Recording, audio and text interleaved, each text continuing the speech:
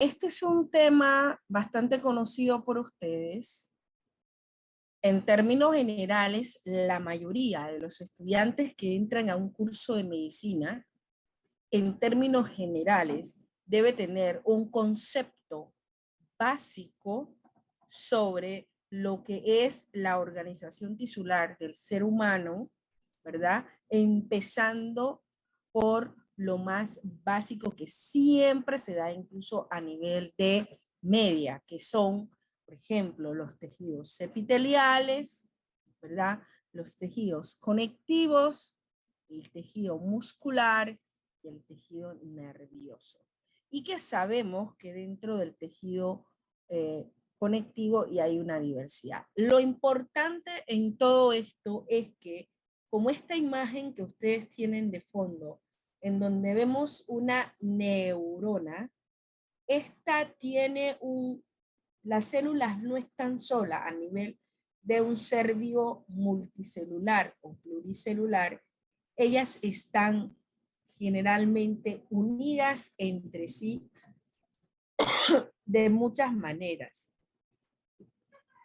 De muchas maneras. Voy a cerrar la cámara y ustedes pueden también cerrar la cámara para que la clase sea mejor y reducir, en mi caso, el espacio acá.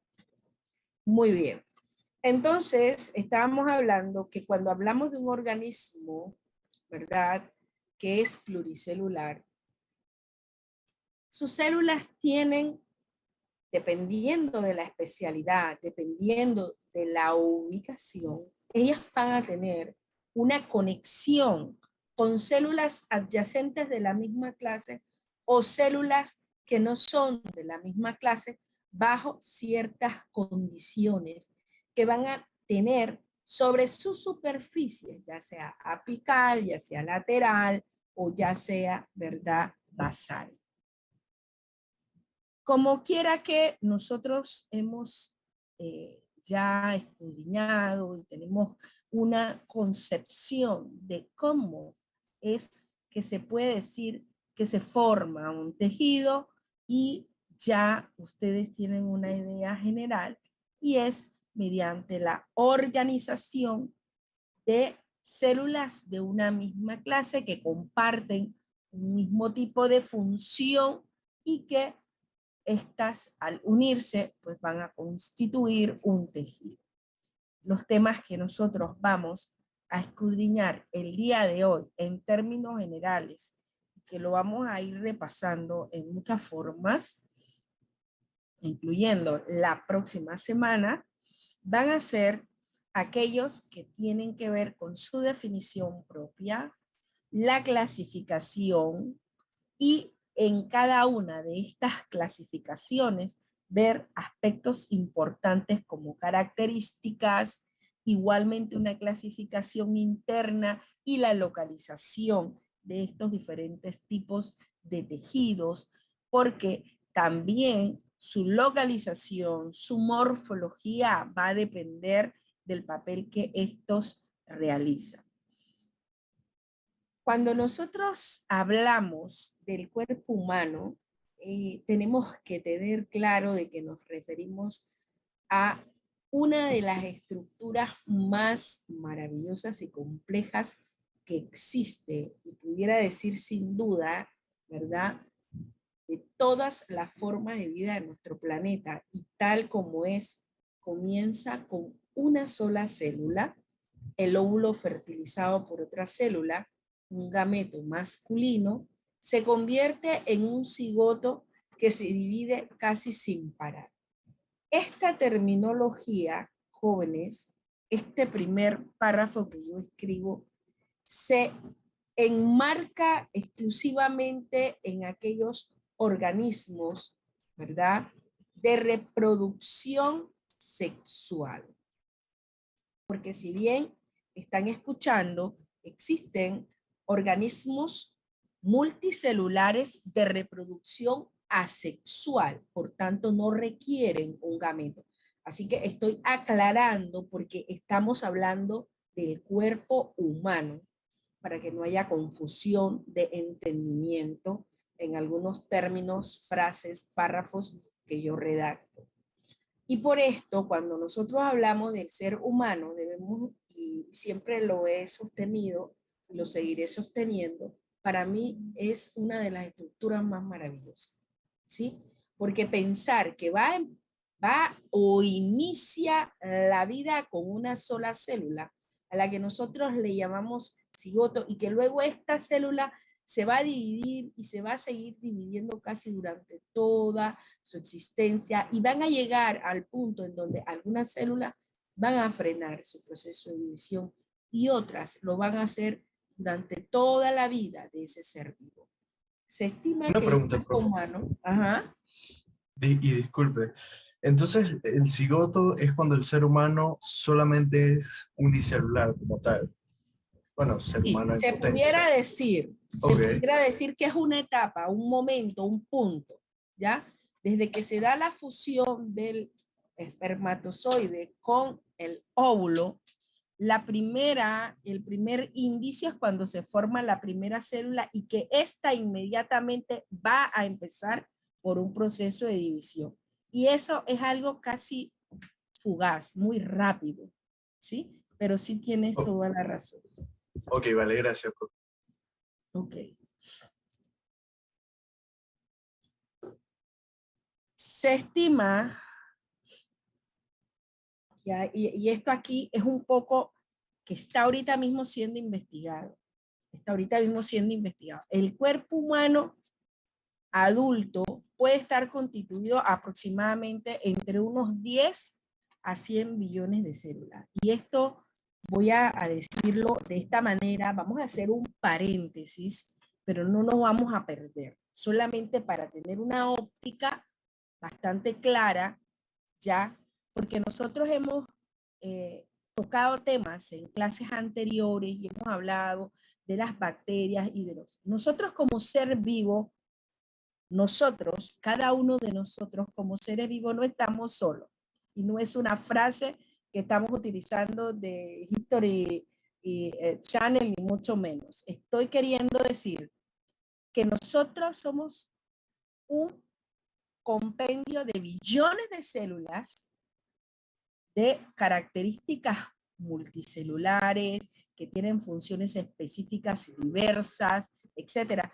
Pero encima de esa vida que somos nosotros, tenemos una población inmensa que hasta el momento se está tratando de estudiar y en cuanto asciende o en cuanto equivalente versus la cantidad de células que constituye nuestro cuerpo asciende o está descifrada esa población, por decir algo, bacteriana.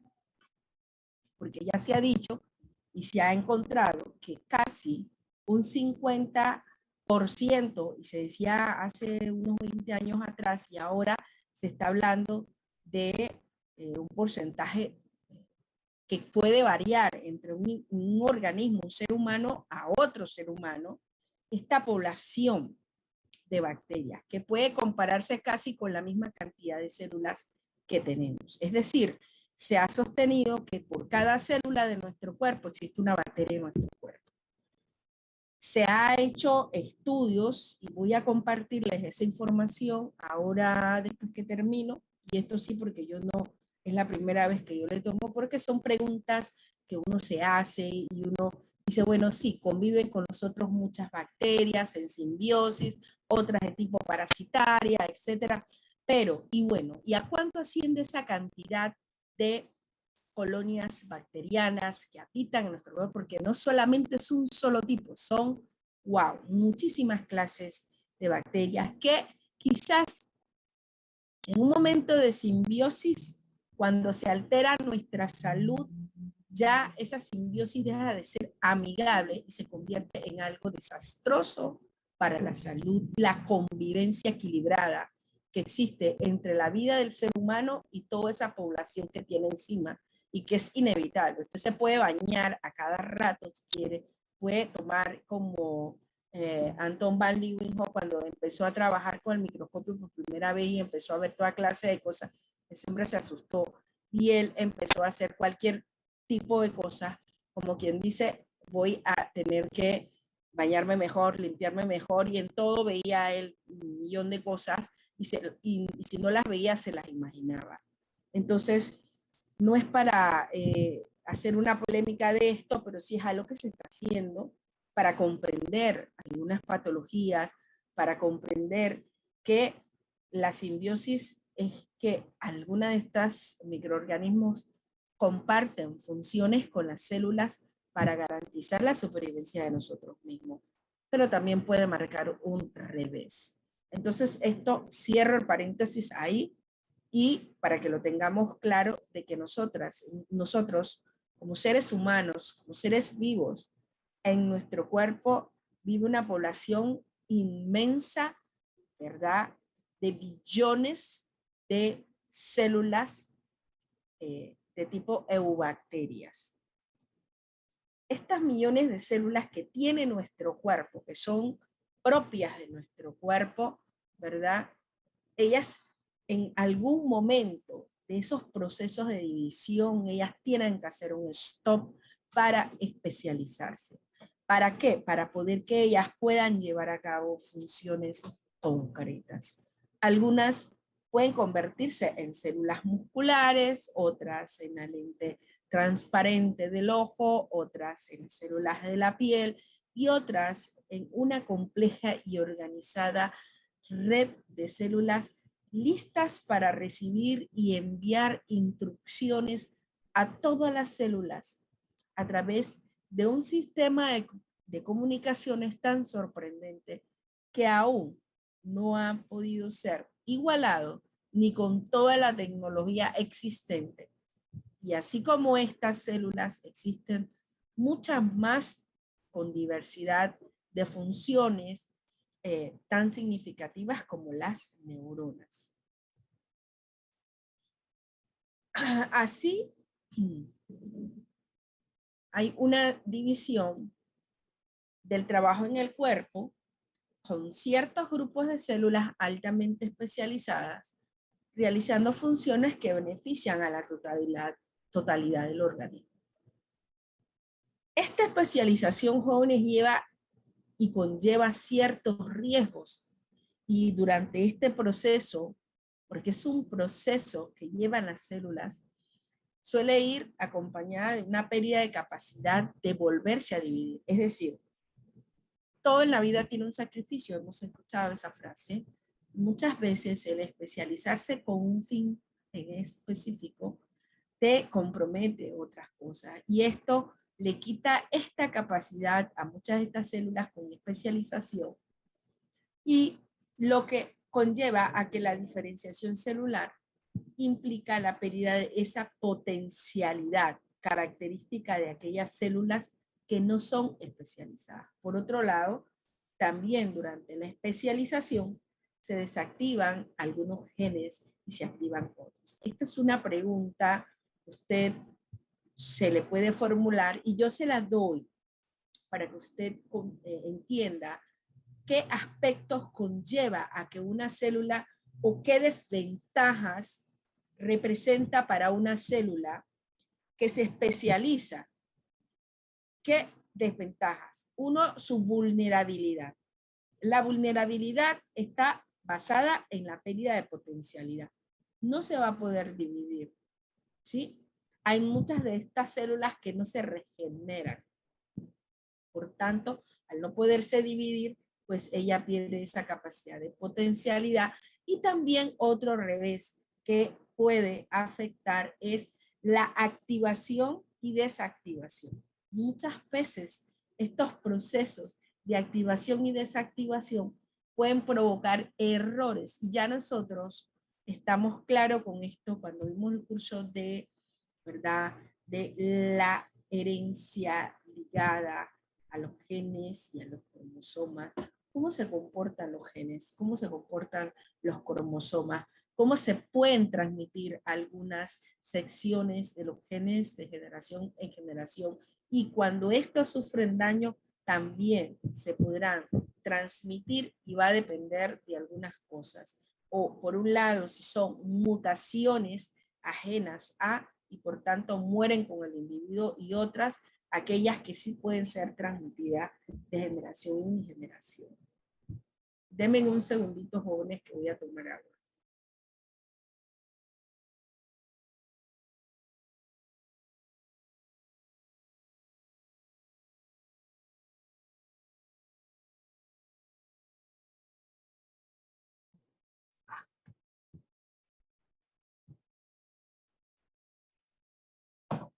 Bien.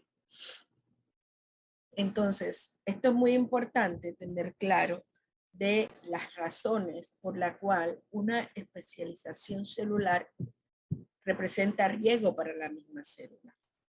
Bien, en el proceso de división celular hay periodos críticos que inducen este proceso y en donde son de vital importancia el contacto con otras células o sus productos. Así, la inducción de la diferenciación celular se puede dar de varias formas, ya sea por la interacción entre célula a célula. Eso es algo que nosotros constantemente vamos a ver en las células que forman tejido, las interacciones entre la célula y la matriz extracelular y la difusión de moléculas de señalización a través de la membrana plasmática. Entonces, vemos aspectos que ya nosotros conocemos y que son indispensables para el funcionamiento de la célula, por consiguiente, para el funcionamiento cuando en este caso hablamos de una especialidad o una diferenciación celular.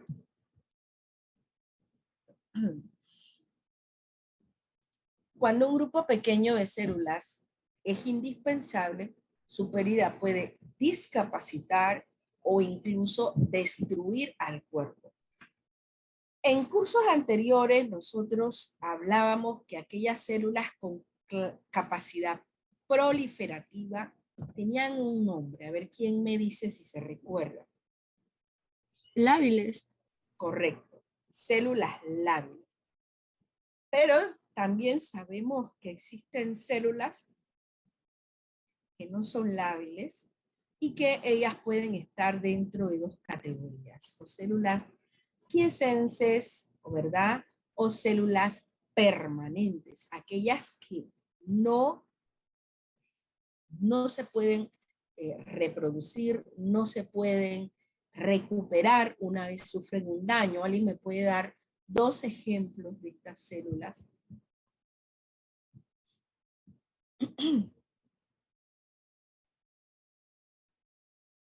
Células permanentes. Bueno, las células permanentes, una de esas es las neuronas.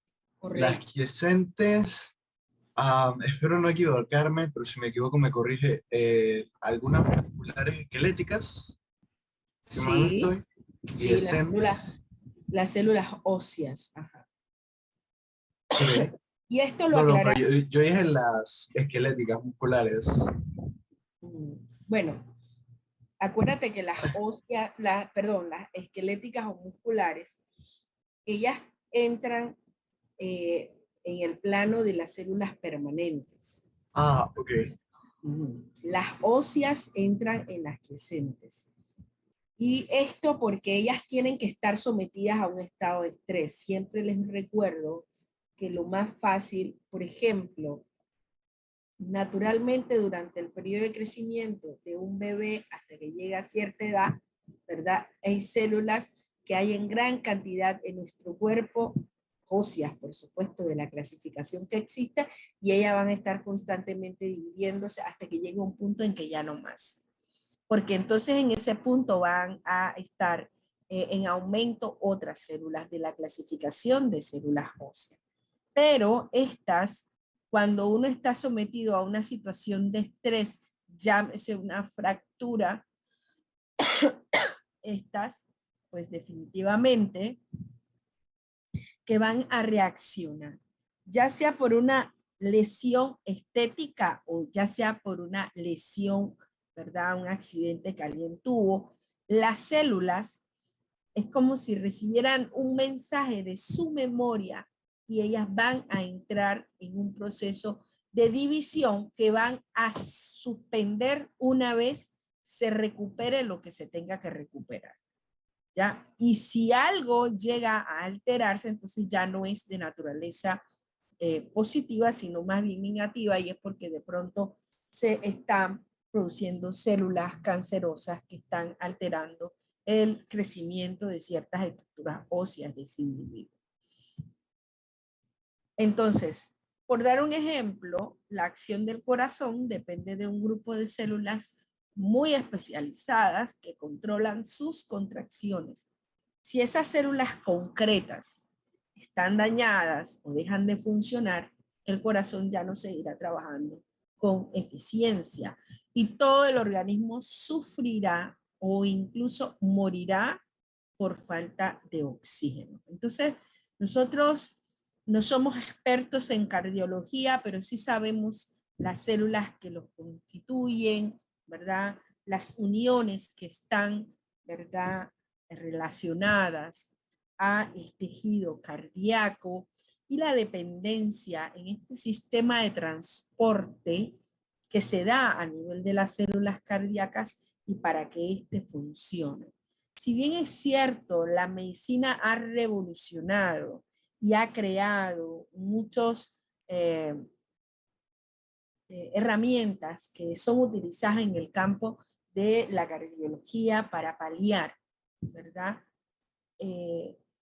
Todavía hay mucha tela que cortar, sin embargo, recuerden el último boom que creo que estalló hace como 3 o 4 semanas, ya, de una persona en Estados Unidos que recibió un trasplante de corazón de cerdo, y ustedes que han hecho disecciones de este corazón, sabemos que es uno de los que más se acerca a la morfología de el corazón humano. Y esta persona pues recibió este trasplante, como quiera que lo vea la sociedad o los diferentes puntos, es un punto un poco controvertido quizás para muchas personas, pero la medicina tiene que encontrar alternativas para darle una oportunidad de vida a aquellas personas que están dispuestas a querer esa oportunidad. No sabemos qué línea estamos pasando, pero lo sorprendente es que existen muchos avances, existen muchas oportunidades que se están abriendo en el campo de la medicina, y que quizás a muchos de estos médicos que están innovando, que están buscando ayudar y darle respuesta a una persona que no se quiere morir, a una persona que eh, quizás no por falta de recursos, quizás porque existe algo más emocional que no quiere dejar. Pues hay personas que aman la vida y hay que ver muchas perspectivas de cómo se maneja esto, pero lo cierto es que sin estos avances, quizás hoy día pues las muertes eh, por problemas o complicaciones cardíacas fueran mucho más elevadas. Los grupos de células que tienen estructuras y funciones parecidas se denominan tejidos. Los 4 tipos de tejidos primarios que nosotros conocemos, epitelio, conectivo, nervioso y muscular, ellas van a interactuar para formar la materia del organismo. Todas, de alguna manera, están interconectadas. Si hubiera que asignar un solo término para cada tipo de tejido primario, se describiera su papel, muy probablemente los términos serían cobertura para lo que son los epitelios. Y estas coberturas van desde las que inician en la boca y que se dirigen hacia todo el sistema digestivo, es verdad, y las externas, el soporte conectivo, el movimiento, músculo y control nervioso. Sin embargo, estos términos solo reflejan una pequeña fracción de las funciones que cada uno de estos tejidos llevan a cabo. Ahora bien, ¿qué objetivos nosotros pretendemos alcanzar?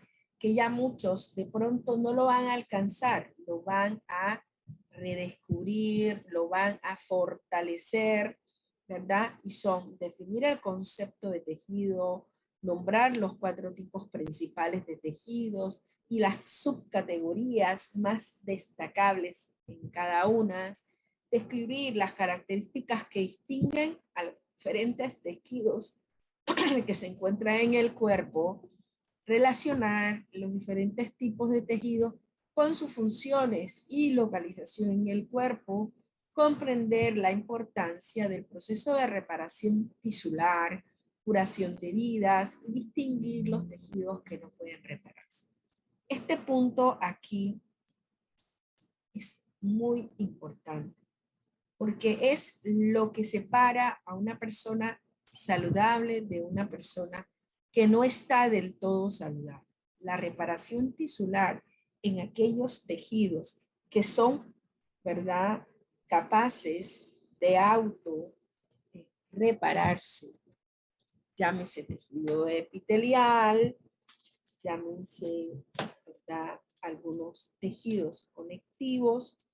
Estos van a dictar en un paciente que tiene una lesión en la cual aproximadamente existe un periodo de recuperación, incluso hasta marcable en días, semanas, por un médico, una persona que se le hace una cirugía, pero que tiene problemas de azúcar, una persona que tiene problemas para cicatrizar, porque quizás tenga otras afecciones, pues ya no va a tener un proceso de reparación eficiente. Y a partir de ahí, el médico tendrá que buscar una alternativa para lograr que ese paciente, luego de una cirugía o luego de un proceso de alguna lesión que tuvo su paciente, pues trate de superarlo sin que tenga que costarle alguna extremidad o alguna parte importante. Y no es que una sea más importante que otra, pero sí, generalmente cuando estas cosas se dan, es un dolor de cabeza para los médicos. Bien. Valora la importancia del reconocimiento histológico en el campo de la medicina histopatológica y su implicación en los diagnósticos rápidos. Muy importante en el campo de la medicina. Un médico pueda diferenciar los diferentes tipos de tejidos, reconocer una célula sana de una célula que no está sana, diferenciar, ¿verdad?, en un campo, en una visual del microscopio, una vista panorámica de un corte de tejido, si existe en ese panorama alguna célula que está afectada, e inmediatamente poder diagnosticar un tratamiento rápido y eficiente para esa condición. Esa va a ser la razón de ser de muchos de ustedes. Ahora bien, empecemos a hablar de la organización de los tejidos fundamentales y nosotros no podemos iniciar sin hacer la definición de tejido. Y los tejidos no son más que elementos que comprenden agrupaciones de células que están muy organizadas, que cumplen una labor específica y que trabajan todas como una unidad. Estos se agrupan en órganos que a su vez se van a agrupar en sistemas. La ciencia encargada de estudiar las características, estructuras y funciones de los tejidos se denomina histología. Y la rama de la anatomía, ¿verdad?, centrada en el análisis de los tejidos. La histología es como tratar de dar una vista más detallada a la anatomía humana, pero desde el punto de vista de los tejidos. Se trata de la disciplina que estudia desde el nivel microscópico de los tejidos hasta sus funciones. Es decir, gracias al avance tecnológico, y esto es necesario recalcarlo, la microscopía es la que ha permitido a que la histología se desarrolle como ciencia, como una rama de la anatomía, porque la anatomía gruesa en sí aporta mucho, pero no lo suficiente. Y gracias a esta disciplina se puede llegar mucho más allá para los diagnósticos y los tratamientos más eficientes también.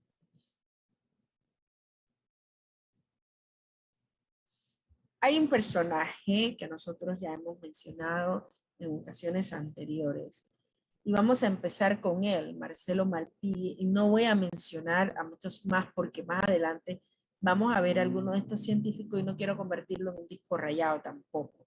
Lo importante es destacar la figura del italiano Marcelo Malpighi como uno de los más destacados mediante el uso del microscopio y mediante sus observaciones se destacó como el fundador de la histología.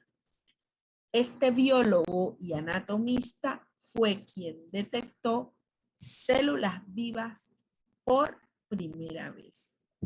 Gracias a los microscopios cada vez más especializados, la histología fue avanzando a lo largo del siglo XVII y en los años siguientes. Él también es conocido como descubridor de los capilares y alvéolos pulmonares. A la derecha, ustedes de su pantalla, de su computadora, ustedes van a ver algunas ilustraciones, imágenes en las que este señor plasmaba sus observaciones que hacía a través del microscopio. Ahora bien, cuando hablamos de la clasificación de los tejidos fundamentales, créanme, y siempre he sostenido, no fue ni ha sido una tarea fácil para ninguna de estas personas que lo encasilló a lo que nosotros conocemos el día de hoy. Esto mereció muchos años de estudios, mucha investigación, mucha morfología comparada, ¿verdad? Desde el punto de vista histológico, a través de observaciones microscópicas y las correlaciones, las diferencias, es lo que logró que se pudieran organizar en 4 grandes grupos: los epiteliales, los tejidos conectivos, los tejidos musculares y nerviosos. Ahora nosotros vamos a ver cómo se caracteriza cada uno de ellos y sus respectivas localizaciones en el cuerpo. Es importante que a medida que uno va, ya ustedes cada vez que ven algunas imágenes vayan haciendo observaciones de algunas tinciones que son utilizadas. No en todas se van a mencionar, pero sí en la mayoría se trabaja con hematoxilina o con solución de Wright o de pronto con, por ejemplo, orseína, y también hay algunos trabajos realizados, ¿verdad?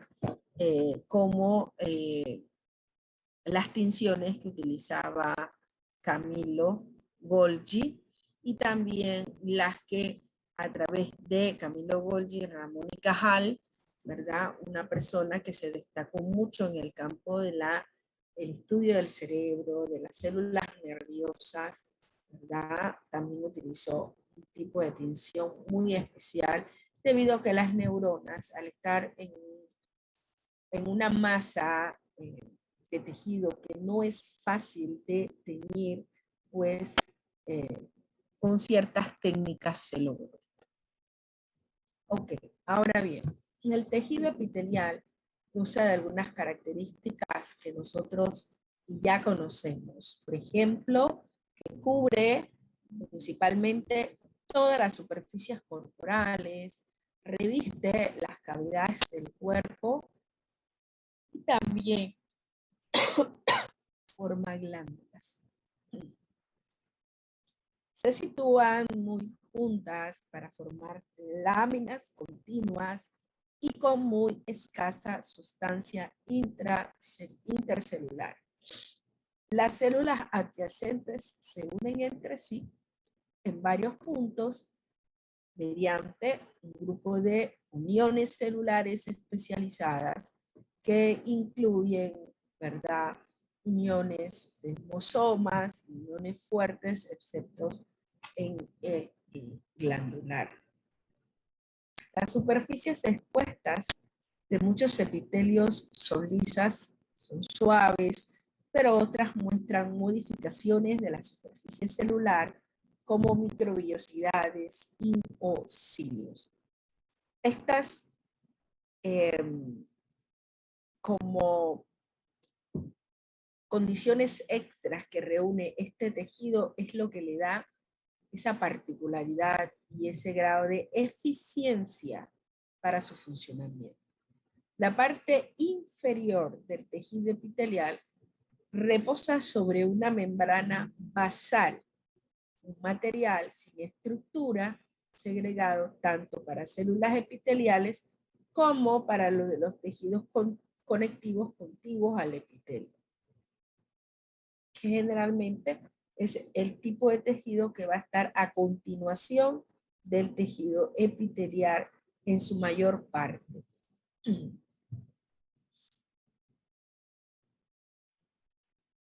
Los tejidos epiteliales en su mayor parte no tienen suministro propio de sangre, es decir, ellos son avasculares y dependen entonces de la difusión desde los capilares del tejido conectivo para abastecerse de nutrientes y oxígeno.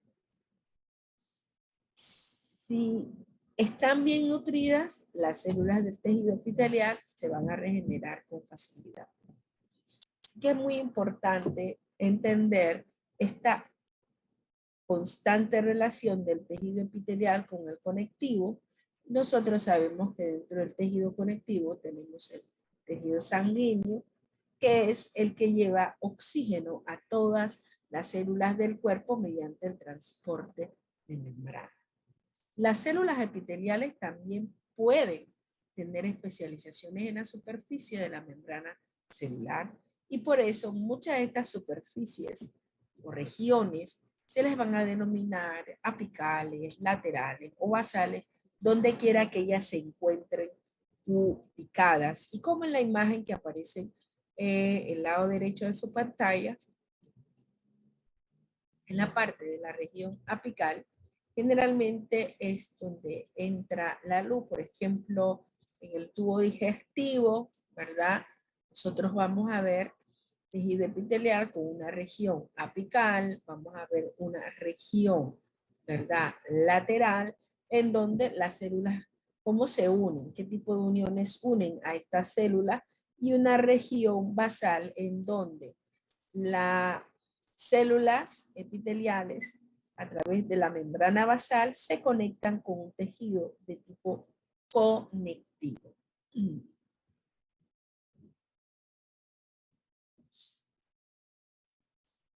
En cuanto a la superficie apical, que es la parte, ¿verdad? Regresar a la diapositiva. Toda esta es la región apical. Y ahí nosotros vamos a encontrar diferentes tipos de estructura, ya sean microvellosidades, estereocilios, cilios e incluso flagelos.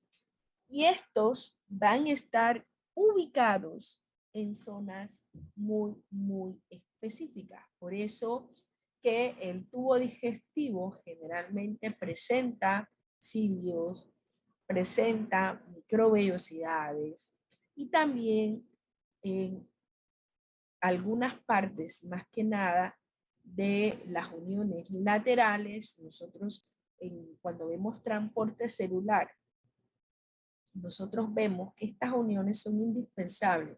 Uno, para mantener unidas las células una al lado de la otra, que son las que van a constituir por este tipo de uniones a los tejidos que nosotros estamos presentando. Y estas uniones van a ser de tipo intercelular, en la que ellas van a permitir la cohesión y la comunicación, no solamente para mantenerlas unidas, sino para el transporte de sustancias de una célula a otra. En el caso de la superficie basal, se van a presentar uniones de contacto con la membrana basal. Ahora bien, una vez nosotros tenemos claro las diferentes estructuras que se pueden presentar a nivel de la superficie apical, podemos hablar en sí de una de ellas como las microvellosidades. Estas son evaginaciones digitiformes de la membrana celular. Son de dimensiones y aspectos variables, pueden ir entre 2 a 10 micrómetros de longitud, contienen citoplasma y componentes proteicos del citoesqueleto. Existen en la superficie que poseen gran capacidad de absorber sustancias, poseen en su superficie algunos elementos bioquímicos como son las glicoproteínas, los glicolípidos, que en algunos casos forman el glucocáliz y que exhiben una reacción PAS, es decir, al ácido periódico de Schiff o leucofuchina. En esta imagen de la izquierda, nosotros vemos este pequeño, donde marca la flecha verde, esa pequeña cinta, y esta es lo que constituye las microvellosidades que nosotros vemos aquí. Este pequeño listón del lado izquierdo es todo esto, ¿sí? Y dentro de eso están las microvellosidades y envolviendo a las microvellosidades están lo que es el glicocáliz o glucocáliz.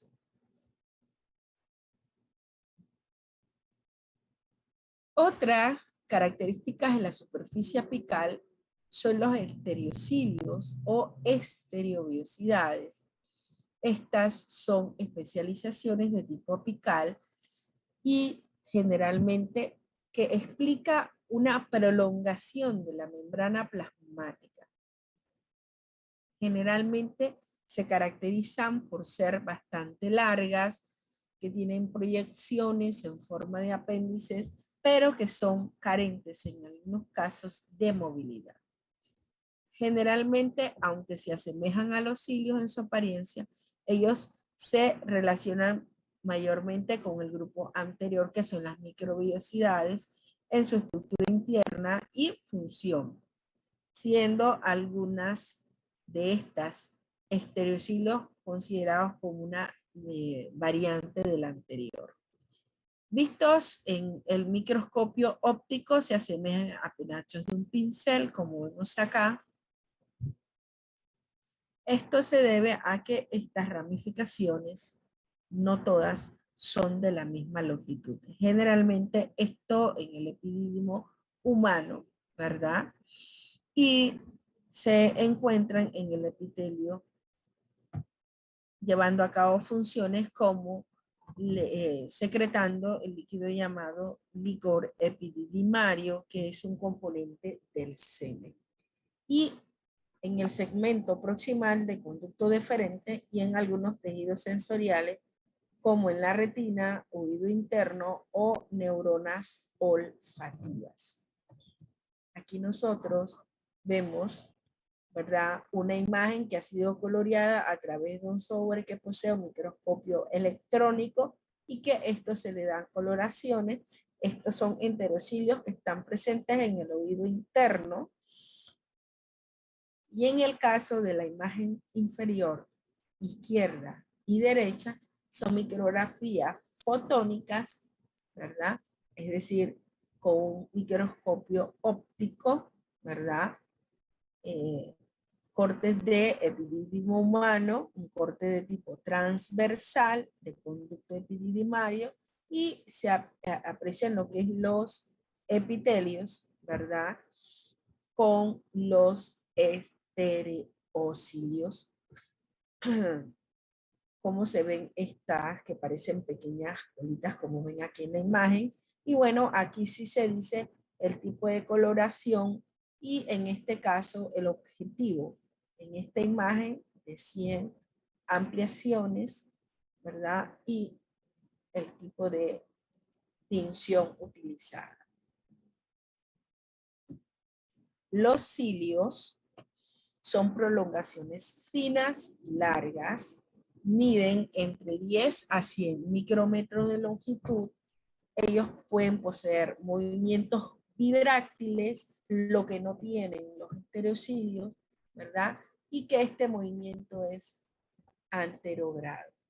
Trasladan sustancias localizadas en la superficie celular, se ubican en los epitelios de la vía respiratoria, de las trompas uterinas, en el epidídimo, en el epéndido, y forma la cola de los espermatozoides. ¿Qué significa?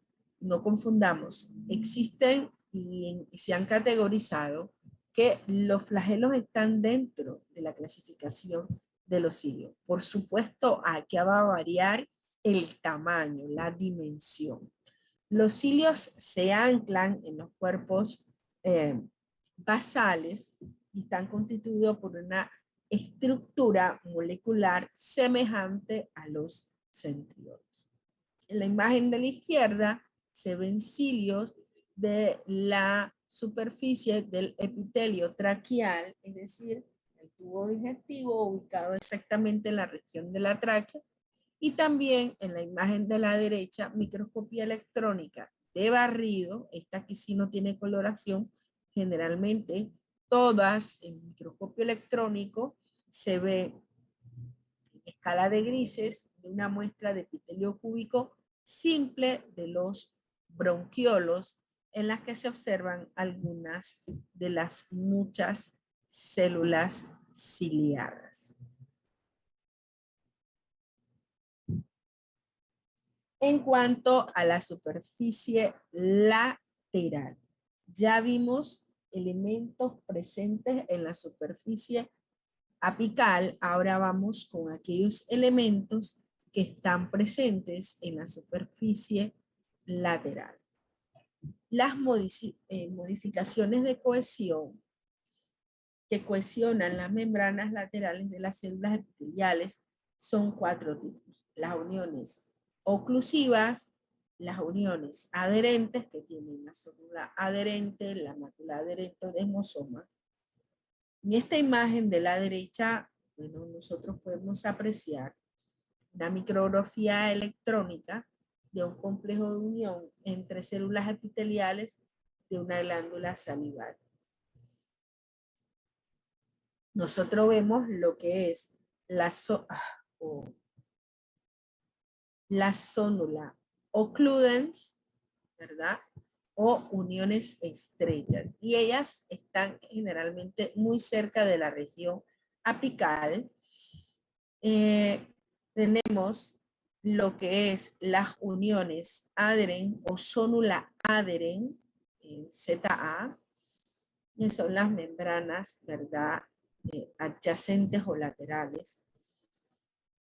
Generalmente ellas se encuentran separadas por aproximadamente 20 nanómetros, y en la región casi basal tenemos a los desmosomas, tenemos las membranas celulares que son paralelas y están separadas por aproximadamente 25 nanómetros. Y hay una línea densa central en el espacio intercelular, como vemos aquí. Los filamentos intermedios se insertan en las placas densas en la superficie citoplásmica del desmosoma. Ahora bien, aquí vemos otra imagen, ¿verdad? De las células ocluden, que son las que están, o células adheren, que son, en este caso, enterocilios, ¿verdad? Y generalmente cerca de la zona apical. Aquí tenemos otras observaciones en donde se ve diferenciaciones microbiosidades apicales. Esto a nivel del tubo digestivo, a nivel del intestino. También se pueden ver diferentes uniones como desmosomas, ¿ya? Y tenemos aquí interdigitaciones que están en la región basal. Otra de las uniones, ¿verdad?, laterales son las uniones comunicantes. Estas uniones comunicantes, se las conocen como nexos, son uniones de comunicación intercelular. Existen en todos los epitelios, existen en neuronas y en las fibras musculares lisas y cardíacas. Están formadas por 6 proteínas integrales llamadas conexinas que al ensamblarse integran canales acuosos denominados conexones. Las interdigitaciones no representadas, estas, como ven ustedes en la imagen derecha inferior, son prolongaciones citoplasmáticas interdigitadas de células contiguas. Ellas incrementan la extensión de la superficie lateral para garantizar lo que es el transporte de líquidos y también de electrolitos. La membrana de la célula sigue un trayecto que va en forma de zigzag, como ven en la imagen, van conectantes y salientes que se articulan perfectamente con la membrana celular de la célula vecina y que lo hace en sentido contrario. Ahora bien, en el caso de la superficie basal, ya nosotros sabemos que si vemos este cuadro, en este cuadro la parte de arriba viene siendo la región apical. En este cuadro, si fuera una célula, estas zonas laterales vienen siendo la región lateral y esta zona inferior interna viene siendo la superficie basal. Bueno, eso es lo que nosotros íbamos a ver. Una vez que ya estamos claros con las células que constituyen al epitelio, la superficie apical y lateral, ahora, ¿a qué se refiere la superficie basal? Son componentes proteínicos que relacionan y adhieren lo que son las células a la membrana basal y al tejido conjuntivo adyacente o subadyacente. Interactúan con el citoesqueleto para lo que es mantener la integridad de las células, es decir, que ni una vaya más allá a afectar a la otra. Las uniones celulares epiteliales que presentan este tipo de características a nivel de superficie basal son 3. Están los hemidesmosomas, están las uniones focales y están las interdigitaciones. En esta fotomicrografía electrónica se ven células epiteliales, ¿verdad? Y se pueden ver los hemidesmosomas señalados en la flecha roja. Ahora bien, una vez que nosotros estamos claros, ajá. Una consulta, ¿esas interdigitaciones vendrían siendo lo mismo que en la superficie lateral, solo que en la superficie basal? Sí, lo que pasa es que en algunos casos no se encuentran exclusivamente nada más en la región basal. En algunos casos, como usted ve aquí, esta es una célula y esta es otra célula. ¿Estamos? Entonces, en algunos casos se han encontrado que estas interdigitaciones se prolongan un poquito más en casi la región terminal de la parte lateral. Por eso que aquí se habla de interdigitaciones no representadas porque no van a cumplir un 100% de como si la vemos en la región basal. ¿Estamos? En este caso sí son más representadas porque ellas en algunos casos pueden, ya sea a través de hemidesmosomas o a través de uniones focales y interdigitaciones porque lo vamos a ver durante todo el recorrido del tejido. En algunos casos solamente se van a ver interdigitaciones. completamente. Se puede dar el caso, como lo que vimos que son interdigitaciones no representadas, en donde vamos a suponer, aquí solamente se está viendo una sola célula, porque la ampliación es bastante grande, ¿ya? Lo estamos viendo a través de un microscopio electrónico. Pero si fuera de un microscopio, ¿verdad? Fotónico, entonces ya nosotros veríamos una célula aquí, otra célula acá, suponiéndolo, ¿no?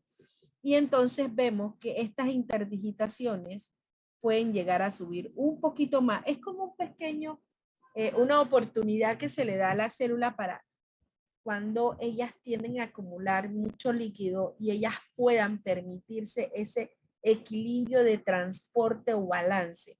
Y esto les va a permitir a ellas poder expandirse y poder liberarse un poco de la carga que tienen. Pero va a depender de las células que las conllevan. Ya nosotros estamos claros que las células especializadas en tener este tipo de características son las células epiteliales. Pero bien, dentro de las células epiteliales existe una gran diversidad con funciones muy particulares. Denme un segundo para tomar agua, si no, no voy a poder terminar de hablar.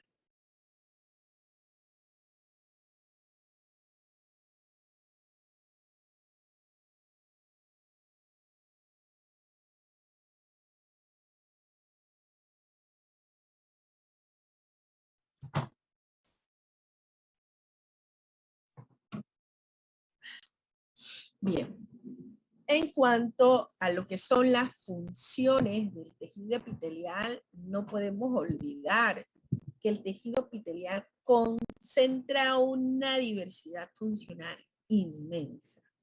Quizás esto va dado por las ubicaciones en donde nosotros vamos a encontrar a estos tejidos.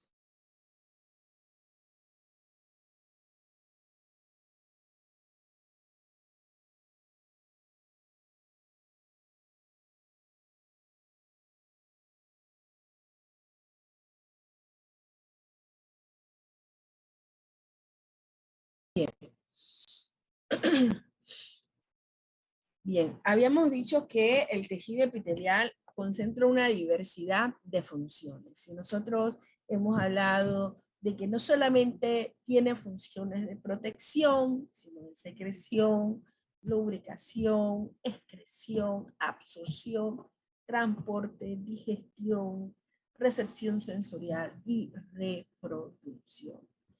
Y estas funciones en los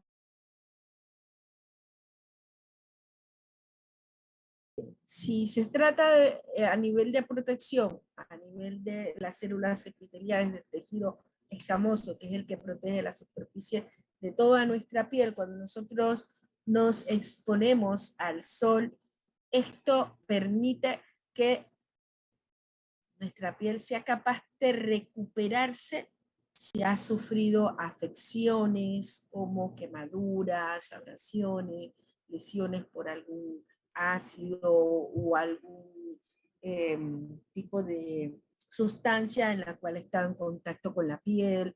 A nivel de transporte transcelular, esto permite que las células puedan compartir entre ellas, ¿verdad? Nutrientes, etcétera. En otros casos, a nivel de secreción, por ejemplo, ellas van a liberar ciertas sustancias, enzimas, hormonas. Por ejemplo, vamos a considerar a las glándulas, vamos a considerar a las células intestinales o el tejido que está envolviendo el tubo digestivo intestinal, la absorción, ¿verdad? En cuanto a lo que es el material de una luz, la función receptora para recibir, percibir estímulos externos. Y aquí vamos a ver cómo las células o tejidos se especializan en forma particular.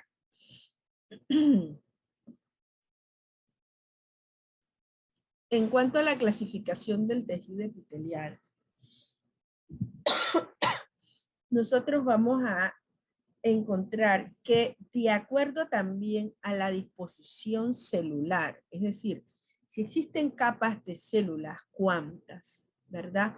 Y generalmente cuando estas células se unen en una sola línea, se les llama epitelio simple. Cuando forman más de una capa, se le llama epitelio estratificado. Y también aquellas en las que quieren engañar la visual y se ubican de forma particular, que diera la impresión de que fuera estratificado, ¿ya? Sin embargo, sigue siendo un epitelio simple y por eso se le llama pseudo estratificado, como un engaño, ¿sí? El segundo nombre que describe la forma de sus células hay de acuerdo a la apariencia que tienen estas células. Por ejemplo, células escamosas, porque su característica es que son aplanadas, como las escamas de los peces, células cuboides, que tienen forma de cubo o de dado, y las células columnares, que tienen forma de columnas. Los términos que describen tanto la forma como la disposición se pueden describir para lo que es darle el nombre complementario al epitelio. Los epitelios estratificados también se nombran por las células en la superficie libre de la membrana epitelial y no por las que descansan sobre la membrana basal.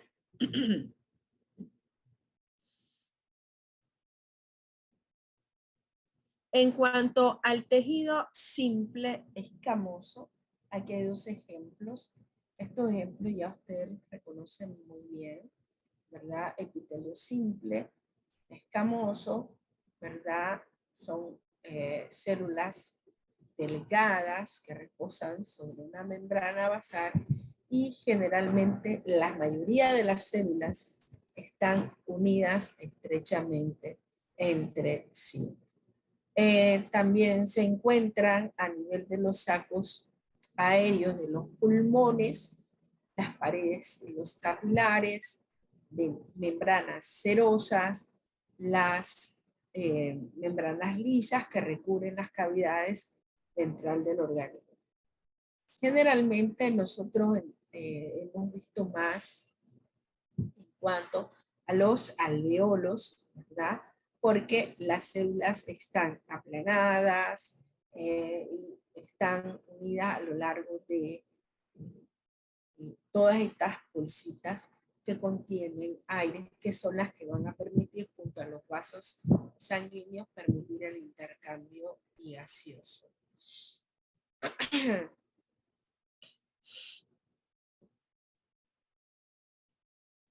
Tenemos el epitelio simple cuboidal, como su nombre lo indica. Estas son células que están ubicadas en una sola capa, que tienen esta forma muy característica, ya, que reposa sobre la membrana basal. Generalmente están muy presentes en lo que son glándulas y en sus conductos.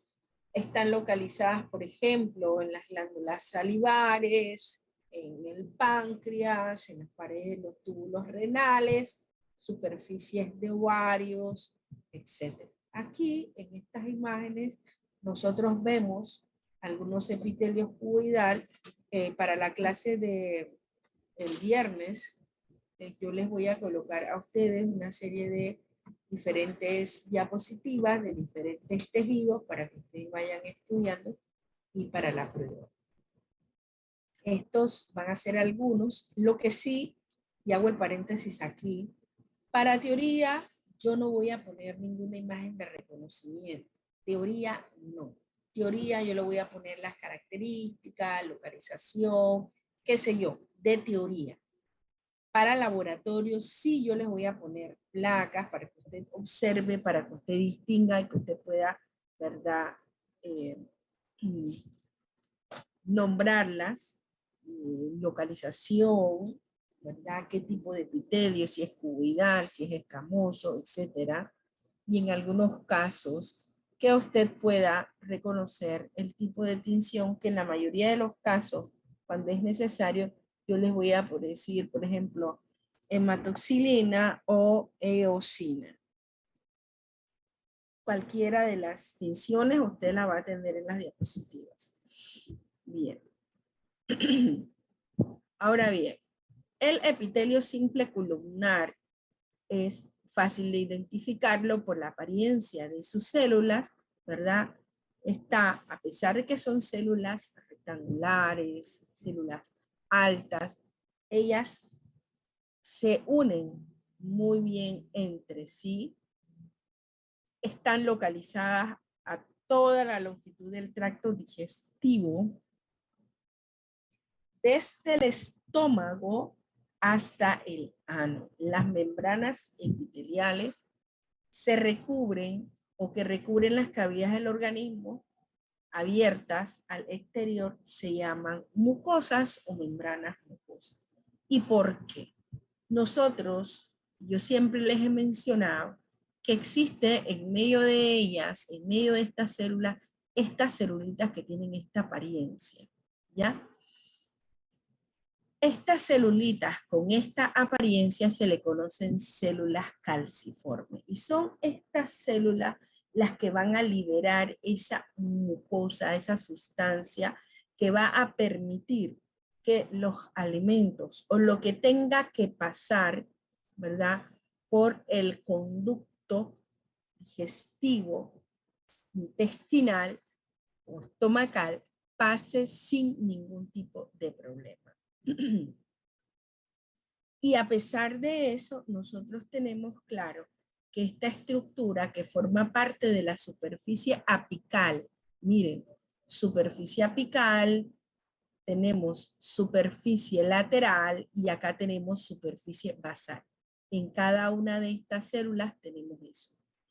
Y que estas pueden ser microvellosidades, que pueden ser cilios, que pueden ser estereocilos, que en el caso del tubo digestivo no vamos a ver estereocilos, sino van a ser cilios que van a permitir y van a tener movilidad y tienen que tener movilidad para que permitan el paso, ¿verdad? De sustancias a lo largo de ese tubo. Cuando hablamos de la luz nos referimos a esta región por donde circula el agua, donde circula la comida, en el caso del intestino delgado, ¿sí? Y estas células calciformes van a liberar esa mucosa que va a permitir que el transporte a partir de, de ese tubo pues sea mucho más agradable, ¿sí? No se detendrá. En este caso vemos epitelio columnar ciliado en la imagen de la derecha, esto a nivel de las trompas de falopio. Y hay una diferencia entre estas, con esta, y esta es, si se recuerdan, cuando nosotros vimos cómo el óvulo es fecundado, donde el óvulo es fecundado a nivel de las trompas de falopio. Pero una vez el óvulo se fecunda, hemos dicho que el óvulo no tiene cilios, el óvulo tampoco tiene patitas, el óvulo no tiene flagelo. El óvulo es una célula que requiere de ayuda. ¿Y quién le va a facilitar esta ayuda? Son los cilios presentes en esta célula a lo largo de las trompas de falopio. Son las que van a permitir que el óvulo se desplace hacia, ¿verdad? Lo que es la región del útero, ¿sí? Para que se implante en el útero. Entonces, cada célula con sus particulares estructuras, ya sea en su superficie apical, ya sea en su superficie lateral, ella va a utilizarlo con un propósito en especial.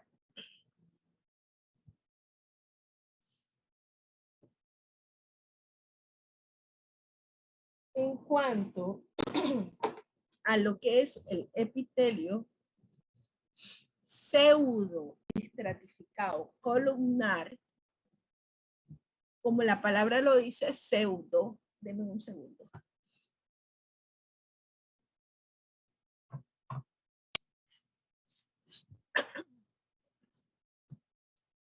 pseudo, ¿verdad? Es como un falso, una falsa idea de que es estratificado, ¿ya? Una falsa idea de que es estratificado. Simple y llanamente, las células se encuentran apretadas, ¿verdad?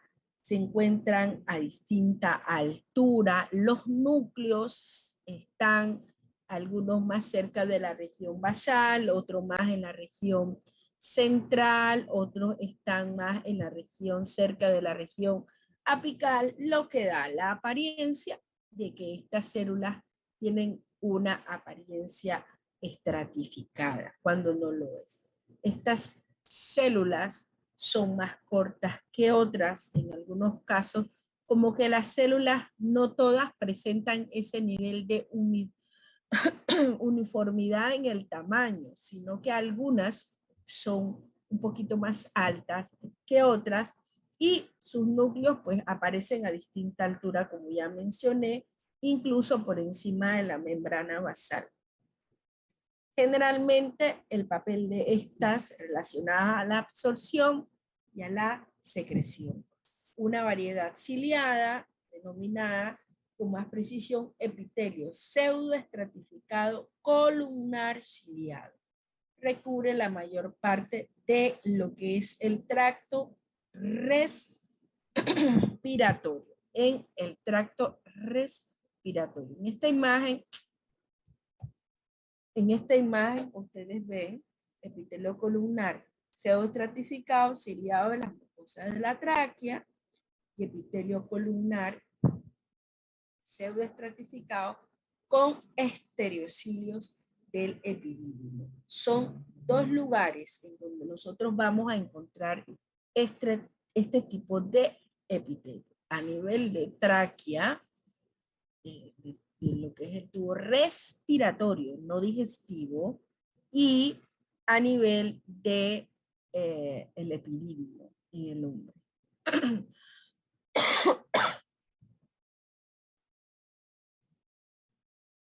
Aquí vemos epitelio columnar pseudoestratificado con células calciformes. Quiere decir que ellas también pueden estar presentes a nivel del tracto respiratorio.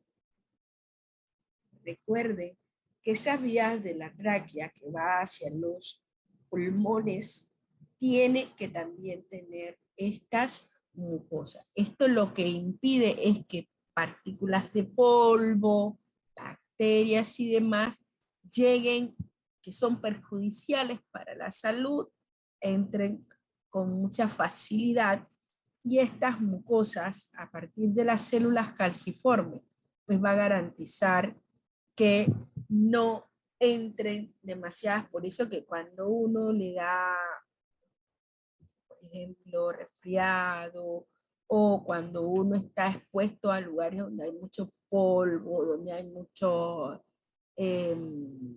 algunas sustancias suspendidas en el aire, qué sé yo, generalmente el estornudo es una forma que va a permitir que la persona pueda expulsar de las vías respiratorias parte de esa sustancia, pero hay una gran diferencia entre una persona a otra, una persona mayor, un bebé, ¿verdad? O una persona que tenga comprometida la fuerza muscular, que no tenga esa facilidad para toser, para qué sé yo, pero diferente a que una persona sí, cuando tiene un resfriado, pueda expulsar, ¿verdad? Esos desechos, y parte de esa mucosa que se expulsa con esto viene siendo por una excesiva liberación de mucosa por parte de las células calciformes.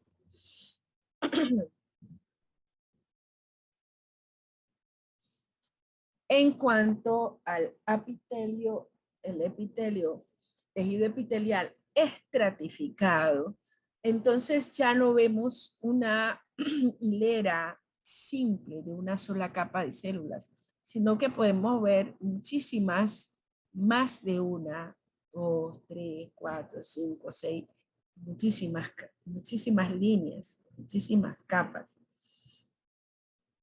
Ellas van a tener una duración considerable que va a ser mucho mayor que los epitelios simples, y estos sirven principalmente para proteger. Por eso que nosotros, por ejemplo, vamos a la playa, nos exponemos al sol y aunque no usemos protector solar, cosa que es necesaria ya en estos tiempos, independientemente del color de piel de quien sea, hay que usar bloqueador. Estas células pueden recibir quemaduras, la piel se va, pero nuevamente esta piel, ¿verdad?, se recupera, se restablece. Por lo tanto, es un tejido estrictamente destinado a proteger esta superficie. El tejido epitelial estratificado habla de diversas capas y estas, dependiendo de la ubicación y dependiendo de la morfología, va a ser de igual manera como el epitelio simple, escamoso, cuboidal, columnar, transicional. En cuanto al epitelio estratificado escamoso, bueno, es un epitelio más común del organismo. Nosotros podemos ver que pueden existir muchas capas de células y generalmente están o van a estar ubicados en la zona en donde el tejido está expuesto a la abrasión, a la fricción, a lo que es a sufrir. Y mejor ejemplo de eso lo dijimos, tenemos en la piel, tenemos a nivel del esófago, en la boca, en la parte exterior de la piel, ¿verdad? ¿Quién no se ha tomado una tacita de café y que se ha quemado toda la vida el cielo de la boca y que lo ha mudado, y que ha visto estrellas con esa quemada, ¿verdad? Y no crean que también el frío y quema bastante, ¿verdad? Cuando no se tienen también las debidas precauciones, pero gracias a esa capacidad de la célula y a esa gran cantidad de capas, esa piel se puede desprender, quemada, se puede desprender, pero al instante, no va a ser inmediatamente, pero vamos a suponer a las 24 horas, ¿verdad? Un poco más, un poco menos, todo va a depender del daño que uno haya recibido, pues la piel se va a recuperar. Como ejemplo de este tipo, epitelio escamoso estratificado, lo vamos a encontrar a nivel, por ejemplo, de la vagina, a nivel de recubrimiento del esófago, ¿verdad? En la piel, lo vamos a encontrar en varias partes. En cuanto al epitelio estratificado cuboidal, tiene generalmente entre 2 capas celulares, con al menos las células de la superficie generalmente presentan forma cuboidal. La capa de la superficie contiene núcleos redondeados que están generalmente localizados en la parte basal de la célula, es decir, sus núcleos van a estar más caídos, van a estar alejados de la zona apical. Ellos lo vamos a encontrar en partes finales de los conductos excretores de las glándulas grandes. Por ejemplo, conductos salivales, conductos de las glándulas sudoríparas. Y aquí vemos 2 versiones de epitelio estratificado de glándula salival, sublingual de ratón y glándula, conducto de glándulas salivares cuboidales de tipo humano, que son bastante parecidos.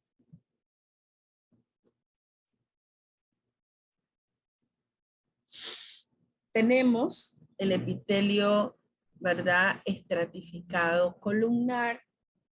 Estas son células columnares pero estas células basales varían tanto en tamaño como en forma.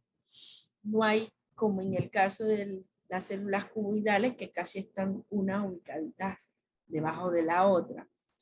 La ubicación de estas células la podemos encontrar a nivel de algunas glándulas grandes, en la conjuntiva, a nivel de la membrana del ojo, a nivel de la superficie respiratoria de la epiglotis.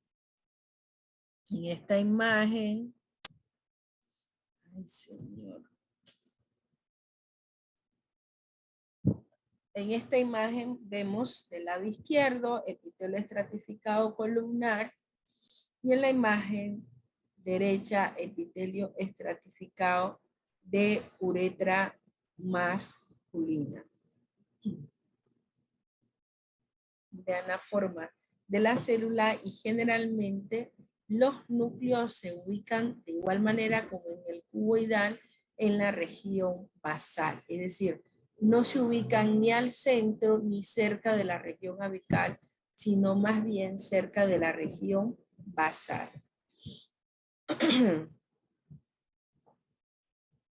Ahora bien, existe otro tipo de epitelio, que es el epitelio transicional, que es un epitelio estratificado, escamoso, que es modificable. No se le dice epitelio estratificado escamoso, sino un epitelio transicional.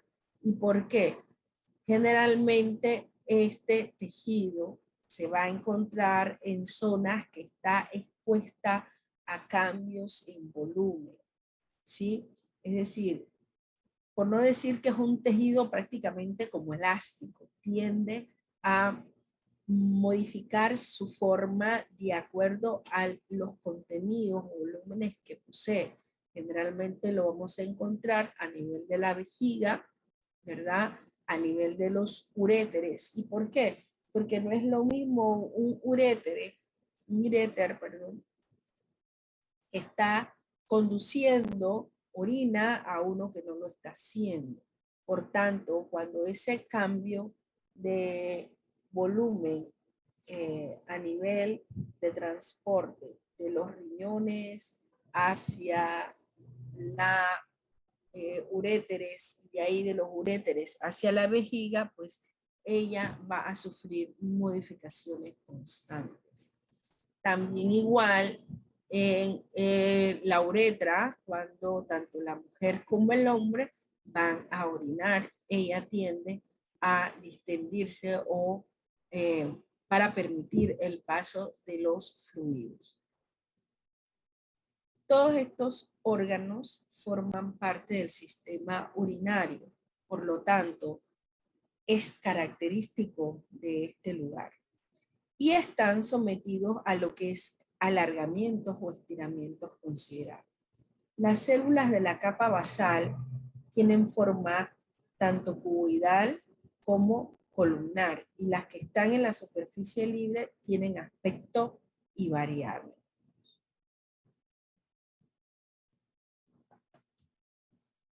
También a este tejido se les conoce como urotelio, porque es característico de esta región. Bueno, tenemos a lo que es el epitelio glandular. Este epitelio consiste en una o más células que fabrican y secretan un producto concreto.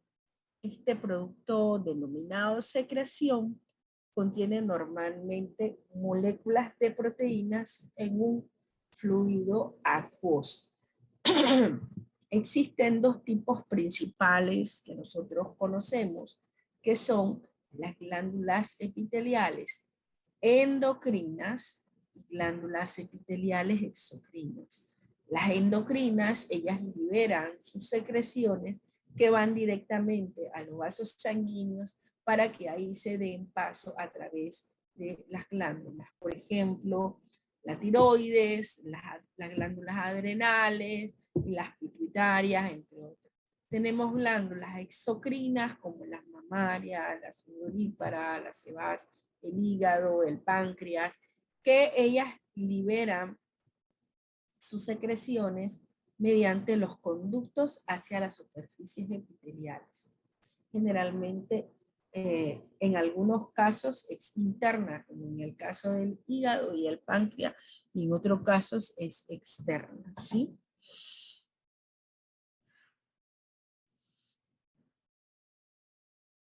Bien, aquí tenemos un ejemplo de el sistema glandular endocrino, en la cual vemos, por ejemplo, cómo es la apariencia de la glándula tiroides, un epitelio cuboidal simple en este caso. Y en el caso de las glándulas adrenales o suprarrenales, con células, ¿verdad?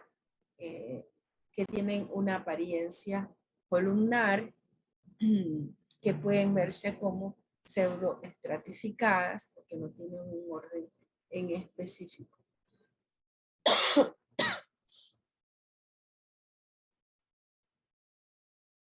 Acá en este caso tenemos otro ejemplo de glándulas exocrinas en términos generales para ya cerrar prácticamente la clase, para entonces dar la oportunidad para la próxima clase verlo otro tema, y porque ya la garganta mía llegó al final. En este caso vemos, por ejemplo, a las glándulas exocrinas de tipo sebácea, como muestra en el caso de las flechas, y ellas se valen del folículo piloso para entonces liberar también esas sustancias.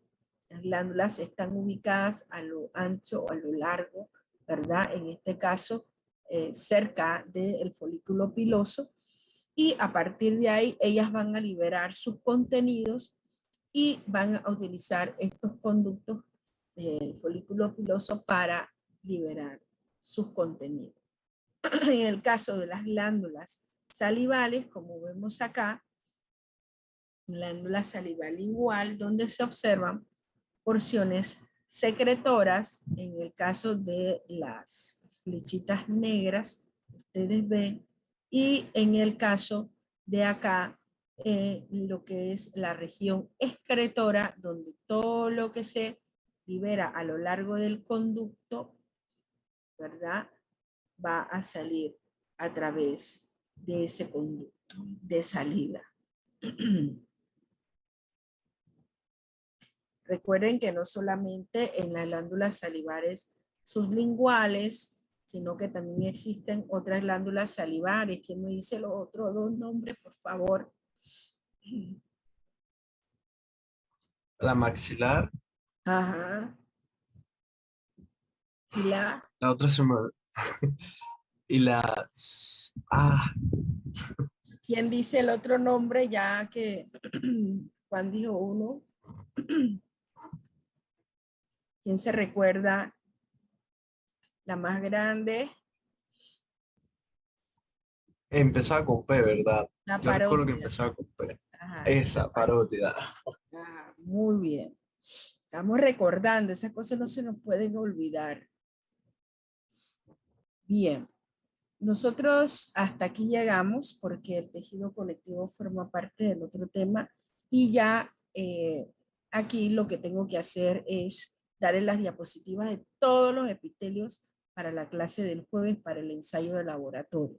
Así que bien, hasta aquí cerramos, dejamos de compartir.